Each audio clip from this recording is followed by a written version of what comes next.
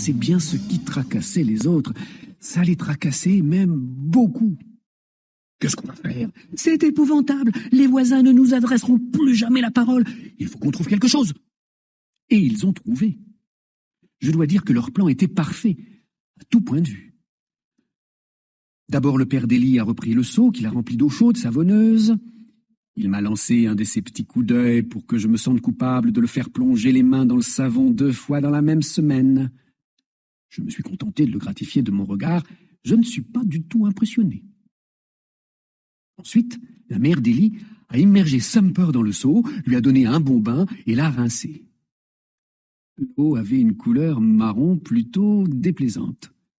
Pas étonnant avec toute cette boue. Puis, l'air furieux, comme si tout était ma faute, ils l'ont installé dans l'évier et ont recommencé à le couvrir d'eau savonneuse. Élie pleurnichait toujours, bien sûr. « Arrête un peu, Élie, lui a dit sa mère, ça commence à me taper sur les nerfs, va plutôt chercher le sèche-cheveux si tu veux te rendre utile. » Alors Élie s'est traîné jusqu'à l'étage tout en continuant à brailler. J'ai pris position sur le buffet pour les regarder.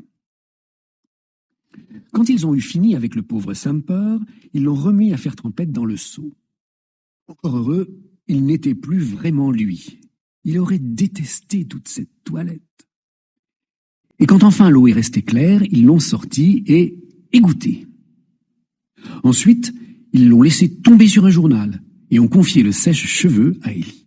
« À toi maintenant, fais-lui un beau brushing. » C'est ce qu'elle a fait, croyez-moi. Élie pourrait devenir un as de la coiffure à voir son brushing. Je dois reconnaître que jamais Sumper n'avait été aussi beau. Et pourtant, il habitait le clapier d'à côté, depuis des années, et je le voyais tous les jours. « Salut Sam !» Je lui faisais toujours un signe de tête quand je flânais sur la pelouse pour aller vérifier les bols de nourriture, plus bas, dans la rue. « Salut Tef !» me répliquait-il en fronçant le nez. Oui, nous étions de bons camarades. Nous étions copains.